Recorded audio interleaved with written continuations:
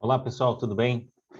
Hoje o tema do nosso vídeo é muito simples. Eu pretendo que esse vídeo não seja tão extenso, porque o tema não vai demandar uma grande quantidade de informações, mas ao mesmo tempo não poderia ser um vídeo curto ou eventualmente parte daquelas perguntas que eu faço naqueles vídeos com várias perguntas e respostas mais curtas.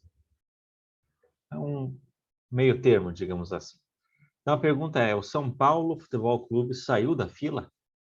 Saiu da seca? Acabou com o seu jejum de títulos? Como toda pergunta deste canal, como toda vez que eu proponho algum título com é uma pergunta que inicialmente ela pode parecer boba, ela pode parecer com uma resposta óbvia, mas demanda um aprofundamento, demanda que nós busquemos referências, cruzemos dados e então cheguemos à conclusão da resposta correta para essa pergunta. Então, inicialmente, a resposta seria sim, óbvio. O São Paulo saiu do jejum, o São Paulo acabou com a sua fila, quase 9 anos, né?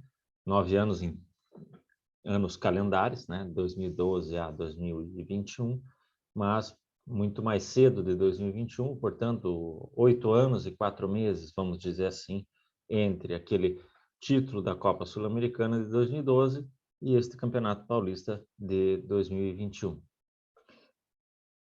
Nós podemos já de cara dizer que, na verdade, esse jejum é maior, né? Ele remonta lá a 4 de dezembro de 2008, até agora, Paulista 2021. Mas isso vai ter a ver com o que eu vou dizer mais para frente. Nesse entretempo, nesse ínterim, entre a Copa Sul-Americana 12 e o Paulista 21, o São Paulo venceu ainda outras duas competições, a Eusébio Cup de 2013 e a Florida Cup de 2017. Mas, naturalmente, nem o mais fanático São Paulino comemorou esse título. Portanto, todo mundo sabe que se trata de competições amistosas, que se trata de troféus sem nenhum propósito que não ou a pré-temporada para os europeus ou para os sul-americanos uma oportunidade de um enfrentamento importante, uma equipe mais famosa, uma equipe maior que dificilmente aconteceria, salvo em títulos de Libertadores e Champions League, né, dessas duas equipes. Então é importante a gente lembrar disso, que o título conquistado, ele vai passar inicialmente pelo critério de peso, critério de valia, critério de valor, critério de peso histórico, vamos colocar assim. Então, obviamente que toda competição amistosa, principalmente competições amistosas, em que você tem um ou dois jogos, não devem ser computados, não devem jamais ser, salvo como mera curiosidade histórica do momento da equipe, do clube. É interessante que quando o São Paulo vence essa Eusébio Cup, que é totalmente amistosa, logo na sequência ele joga um outro torneio com a mesma duração, né? Um jogo, dias depois. Mas este com caráter oficial, com caráter de entrar para a listagem de títulos dos clubes. É um título que, por exemplo, o Atlético Paranaense conquistou em 2019, né? Que é a tal da Suruga, Copa Suruga. Mudou até o nome, agora não me lembro, mas nesse período era Copa Suruga. Que o que é? É um confronto denominadamente oficial entre o campeão da Liga Japonesa, portanto, representante da Federação de Futebol Japonês, e o campeão da Copa Sul-Americana, portanto, um dos eventuais representantes da Conmebol, Confederação Sul-Americana de Futebol. É um confronto oficial, como eu disse, todos os campeões da temporada anterior se enfrentam e ele é oficial. Mas eu pergunto aqui, de verdade, sem nem por ser o São Paulo, qual que é a diferença real entre a Eusébio Cup e a Copa Suruga? Eu diria, inclusive, que a Eusébio Cup é mais valorosa do ponto de vista técnico do que a Copa Suruga, porque lá você enfrenta um Benfica, né? Um clube de Portugal, um clube que historicamente é grande, que revelou apenas Eusébio, por exemplo, num jogo amistoso lá na casa deles, e depois se enfrenta o campeão japonês na casa deles. Critério para participação é o que vai influenciar, sim. Para disputar a Copa Suruga, o São Paulo precisou vencer a Copa Sul-Americana de 2012, ao passo que no Eusébio Cup ele foi convidado, tal qual anualmente são outras equipes, né? Troféu Juan Gamper lá no Barcelona, tem troféus criados por cada um desses grandes clubes, eventualmente eles convidam, né? E tem até aqueles Champions Cup, né? Ou Audi Cup, entre outros assim, em que você reúne 2, 3, 4 times importantes da Europa, eles jogam como se fosse uma semifinal e uma final, e por aí vai. Mas são torneios eminentemente amistosos, sem valor competitivo nenhum. Valor técnico pode ter como um jogo naquele dia especificamente, mas não se pode levar em consideração de verdade nem a Eusébio Cup nem a Copa Suruga, né? Quando nós temos as Recopas Sul-Americana, a Supercopa do Brasil, a Supercopa da UEFA, a Supercopa da Espanha, eles por si só têm um peso, sim, porque você está confrontando dois campeões, ora continentais, ora nacionais. Essas competições existem há centenas de anos, eventualmente, no caso de alguns europeus, ou pelo menos há décadas. Né? No caso do Brasil, voltou a ser disputada, fora disputada no início dos anos 90, voltou a ser agora, mas você vai confrontar duas equipes de alto valor que foram campeões dos dois principais torneios disputados no continente ou país logo na temporada anterior. Então, você tem a chance, eventualmente, até de um rematch, né? Por exemplo, essa última Supercopa do Brasil foi Flamengo e Palmeiras. Foi muito elogiada pela entrega dos times, porque era visto ali não apenas, vou bater o campeão brasileiro ou vou ganhar do campeão da Copa do Brasil para mostrar que somos os melhores do Brasil, mas você tem também os valores extracampo, a rivalidade crescente entre esses dois clubes. Portanto, eu sou extremamente favorável à existência desse tipo de Supercopa. Por exemplo, na Espanha, né, você tem todos os anos, às vezes você pega ali, né, uma final Barcelona e Valência, que tem um valor, mas não é a mesma coisa quando acontece um Barça e Real. E várias, não poucas vezes, os confrontos de Supercopa da Espanha entre Real e Barça foram épicos, foram muito importantes, impulsionaram as temporadas dos clubes e por aí vai. Era em 2 jogos, agora está sendo com 4 participantes, campeões e vices da Copa e da Liga. Portanto, é importante nós iniciarmos pensando na ideia de torneio oficial versus torneio amistoso. Muitas vezes, só por ser oficial, um torneio não é necessariamente grande coisa. Pelo contrário, às vezes é até um peso no calendário. E aí entra a segunda parte da minha argumentação. Há quanto tempo, há mais de década, nós já estamos discutindo, primeiro, se os campeonatos estaduais devem seguir existindo. Segundo, se eles devem seguir existindo nos seus formatos, com todos os principais times daquele estado, ou se os grandes deveriam entrar a posteriori, ou se os grandes não deveriam participar.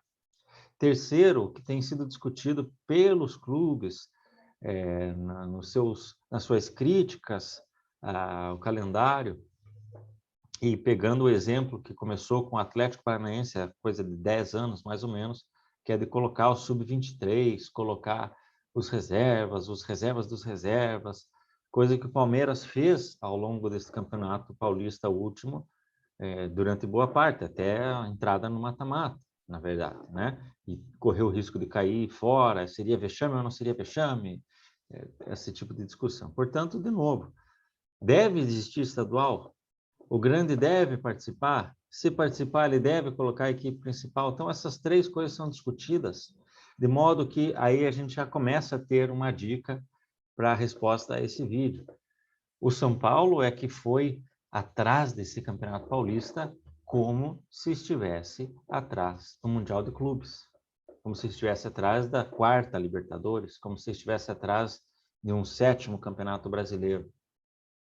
E nós temos visto, ao longo dessa última década, remontando desde o Brasileiro de 2008, o quanto o São Paulo tem sofrido nesses grandes campeonatos, nesses grandes momentos.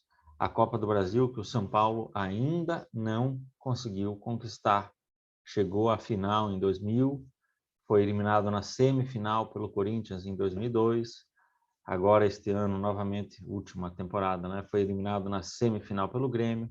Coleciona, ao longo desse tempo, eliminações das mais vexatórias, vergonhosas possíveis, como Avaí, Juventude, Coritiba, Bahia, clubes que têm sua expressão, têm sua relevância, mas que, francamente, não podem ser os clubes que eliminam o São Paulo ano sim, ano não.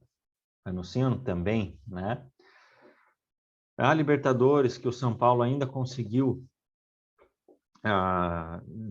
pensando em 2008, desde 2008, conseguiu ainda alguns anos chegar ali a uma quartas de final, semifinal, eliminações pontuais, mas também já não tem mais sido fortemente competitivo. Vamos ver este ano como vai proceder.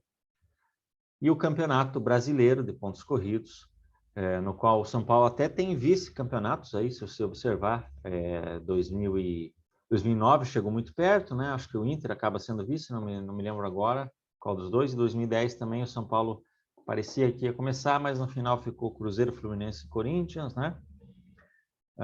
2014, São Paulo é vice-campeão, mas é vice, tipo o Bottas é vice da Fórmula 1, né? Ou seja, sem representar qualquer perigo para o campeão. O Cruzeiro foi campeão com várias rodadas de antecedência, mesmo se dando, acho que em 2018, talvez, São Paulo. Teve algumas chances de cair, embora conseguiu se recuperar, né? Especialmente em 2013 e 2017. E no último ano, nós vimos o São Paulo abrir uma vantagem homérica e conseguir ser o único clube que abriu 7 pontos de vantagem e perdeu o título. Depois daquela vexatória, aí sim vexame, goleada sofrida pelo Internacional em casa. Portanto, nós temos 3 grandes competições aí que eu mencionei, nas quais o São Paulo vem colecionando tropeços, ou não apresentando um desempenho condizente, ou apresentando algum desempenho e passando por vexame, ou apenas sendo vexaminoso. Teve eliminação também na fase pré-Libertadores, né? Pro Tajeres, todo mundo lembra dessa zoeira aí. Mas reparem, eu estou falando de 3 competições que já estão estabelecidas no calendário, Libertadores, Campeonato Brasileiro e Copa do Brasil, e ainda você tem uma Copa Sul-Americana, que é, evocando frase do presidente, não, o diretor esportivo de São Paulo, Marco Aurélio, Série B da Libertadores.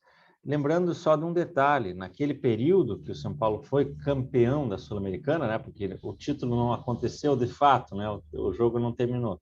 É natural que o São Paulo vencesse, estava 2-0 já no intervalo. E teve uma campanha relativamente interessante, eliminando, por exemplo, a Universidade de Chile com goleadas e tal. Então, não podemos dizer que não foi campeão, mas que, de fato, ficou aquela coisa meio assim, precisamos de uma tarimba maior do que apenas esse título. E eu pergunto, por que se a gente olha para aquela Copa Sul-Americana deste modo, por que haveríamos de olhar para o Campeonato Paulista como, não, agora sim foi uma grande vitória. Repare, se nós temos 4 competições, 2 delas que você participa de uma ou de outra, a não ser que você seja eliminado, né, numa pré-Libertadores ou um dos melhores terceiros da Libertadores, você pode participar da Sul-Americana. Mas você tem que necessariamente falhar na Libertadores para ir para a Sul-Americana, ou você tem que falhar no brasileiro anterior, né, para poder participar da Sul-Americana. De todo modo, nós temos 4 competições estabelecidas aí, e todas elas, indiscutivelmente, estão acima dos campeonatos estaduais, quer seja paulista ou mineiro ou qual. Então, o Campeonato Paulista, vencido pelo São Paulo, é apenas a quinta de 5 competições que ele participou e participam os clubes ali. Então, ele ganhou o quinto principal torneio, mas ele é um torneio oficial, ele é um torneio promovido pela Federação Estadual e, principalmente, ele é um torneio centenário. Esta seria a primeira justificativa e resposta para que não devêssemos contestar e devêssemos valorizar esse título, dizendo que sim, acabou o jejum, não existe mais seca, não há por que se falar disso. Mas vamos remontar no tempo, viajar aí um pouquinho, 20 anos atrás, 25 anos atrás, vai. Chegamos então aos anos 90, época em que você tinha diversos campeonatos sendo promovidos, muitos deles acabavam tendo duração muito curta, outros duravam uma sequência de 3, 4 anos e acabavam, né? Outros tinham uma edição, alguns tiveram reedições, mas foi muito difícil de que eles permanecessem ali. Então, estamos no ano de 1997, nesse momento, que eu estou falando para vocês.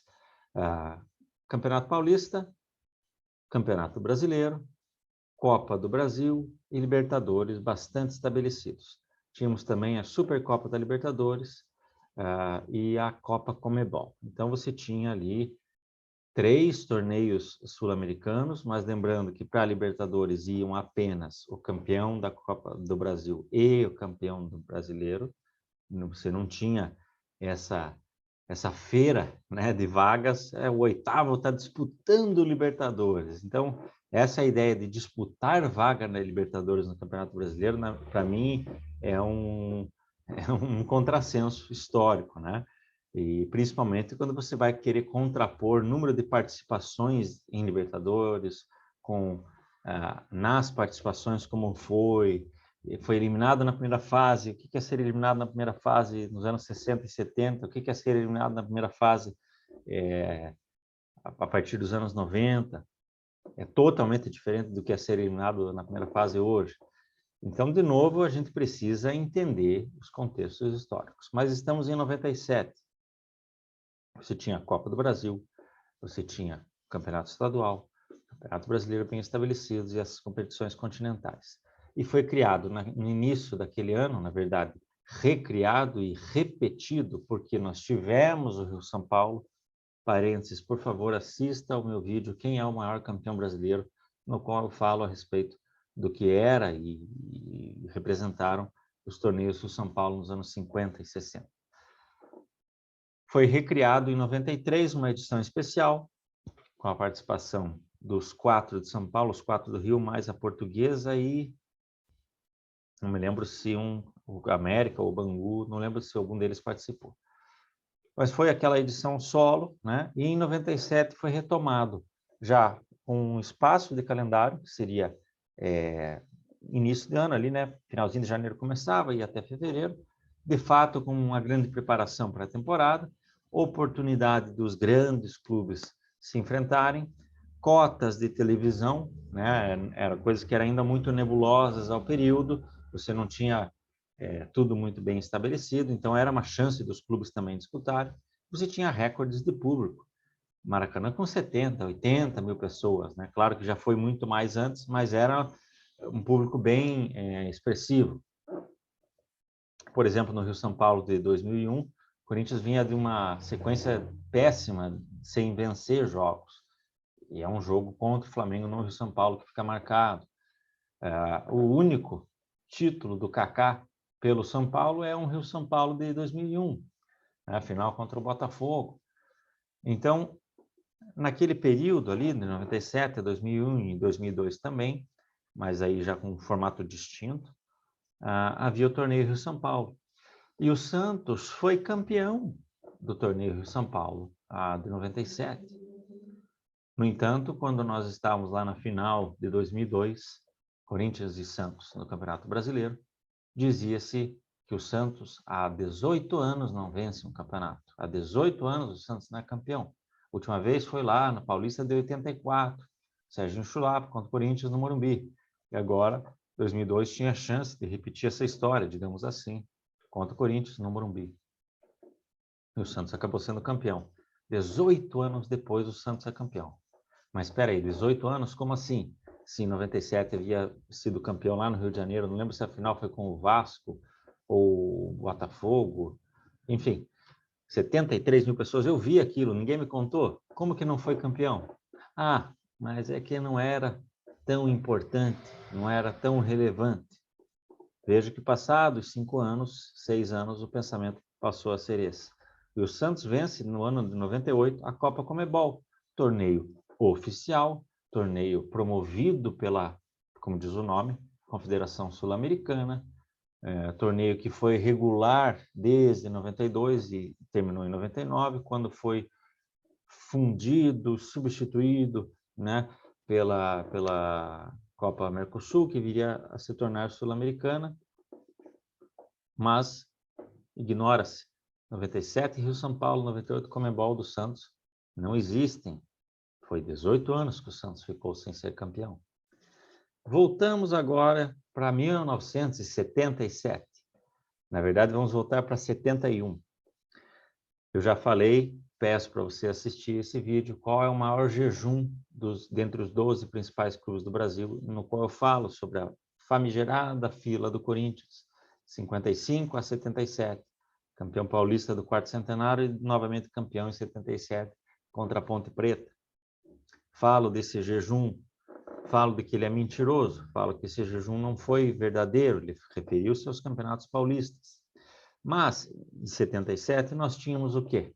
O Campeonato Paulista, que era, até então, mesmo com o início e consolidação do Campeonato Brasileiro, era ainda o principal torneio nacional, tecnicamente falando, historicamente falando, em disputa, em público. Seguia sendo o Campeonato Paulista o principal, rivalizando com o Campeonato Brasileiro. Isso vai acontecer até meados dos anos 80. Eram mais transmissões de Campeonato Paulista na televisão do que do Campeonato Brasileiro. Parece absurdo, mas era o contexto da época.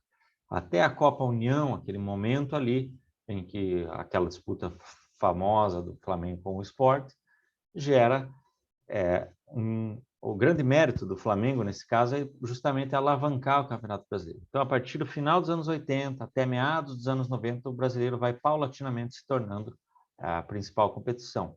Lembrando que, para ir para a Libertadores, você tinha que ou ser campeão brasileiro ou campeão da Copa do Brasil. E durante os anos 70 e 80, você tinha que ser campeão ou vice-campeão brasileiro. Não havia Copa do Brasil nos anos 70, foi ser criada em 1989.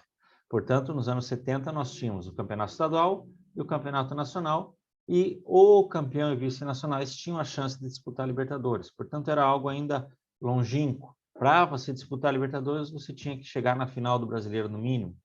Então, você não tinha disputa por vaga na Libertadores.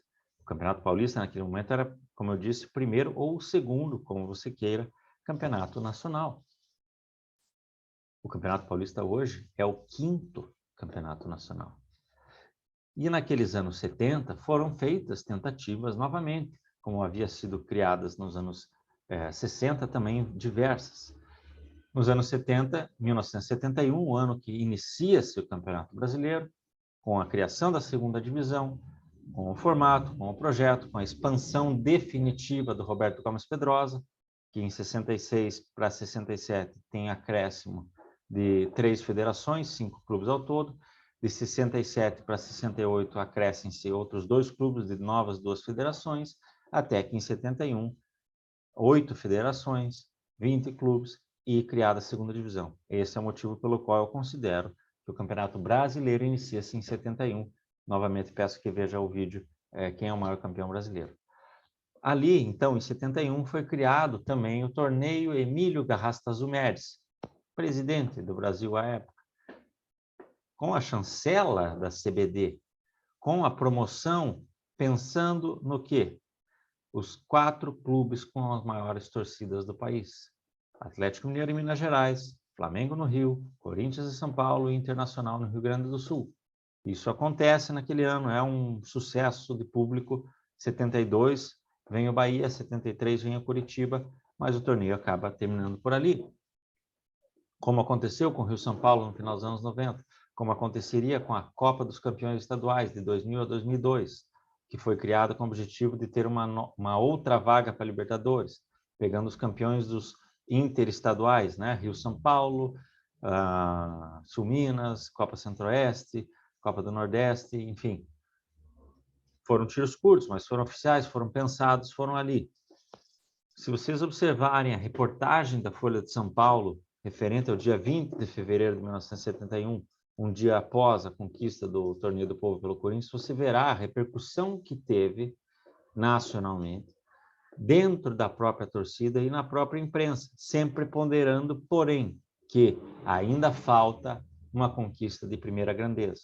Passados todos esses anos, nós olhamos para trás e dizemos que o Corinthians não conquistou nada, salvo amistosos, sem valia nenhuma, tendo a pasmaceira de comparar a Eusébio Cup, a Florida Cup, ao que fora o Torneio do Povo, ou aquilo que havia sido, em 1962, a Taça Estado de São Paulo, de suma importância, quando naquele momento, 8 anos, o Corinthians não era campeão do Paulista, e dizia-se, esse é um grande trunfo, é pouco êxito em 8 anos, né? O Corinthians agora pode estar retomando a sua caminhada.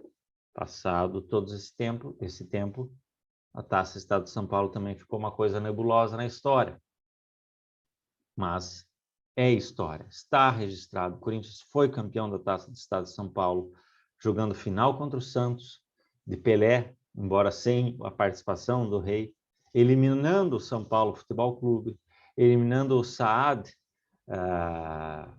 que tinha Coutinho, Dorval, né? Eliminando a Portuguesa Santista, enfim, um torneio que teve uma duração boa, com jogos de ida e volta, mais de 10 partidas, e o Corinthians eliminou, repito, São Paulo em 2 jogos, o Santos em 2 jogos. Para o Torneio do Povo, o Corinthians enfrentou o Flamengo 2 vezes, o Galo 2 vezes e o Inter 2 vezes. Eu pergunto para vocês como foi a campanha efetiva do São Paulo neste Campeonato Paulista. Enfrentou quais times? Enfrentou os times do interior, majoritariamente, óbvio, e enfrenta o Corinthians uma vez durante a parte de classificação e o Palmeiras, e o Santos também, né? Uma goleada com o Santos lá no início, empata com o Corinthians no finalzinho, com um gol de pênalti, vence o Palmeiras que estava naquele período ali entre as disputas dos títulos, né, das Recopas, ou da própria Libertadores, me foge agora o exato momento. Palmeiras joga tipo na quarta-feira e na sexta enfrenta o São Paulo, colocou o time em reserva, o São Paulo venceu. Tudo bem, era a Palmeiras que estava ali. Joga as quartas de final e as semifinais contra times da segunda ou terceira divisões e depois enfrenta o Palmeiras na final. Portanto, enfrentou o Palmeiras 3 vezes, o Corinthians uma vez e o Santos uma vez. Qual que é o grande mérito nessa conquista do São Paulo? Remontando a minha pergunta de início. Os estaduais devem existir? Os grandes devem participar? E se participarem, devem colocar suas principais equipes? Como é possível essas 3 perguntas serem feitas e nós considerarmos esse título como que grande conquista? Lembrando que é o 5º de 5 torneios oficiais que ora são disputados.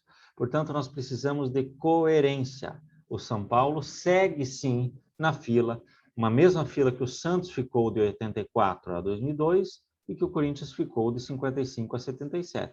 O São Paulo segue nessa mesma fila. Ele teve conquistas importantes nesse período, sim, como o Santos teve e como o Corinthians tivera. Arrisco dizer aqui para vocês, sem clubismo, que aquele Torneio do Povo de 71 é maior do que o Rio-São Paulo do Santos de 97 e o Rio-São Paulo do Santos de 97 é maior do que o Paulista de 2021 do São Paulo. Você concorda, discorda? Por favor, deixe sua opinião aí. Um abraço a todos.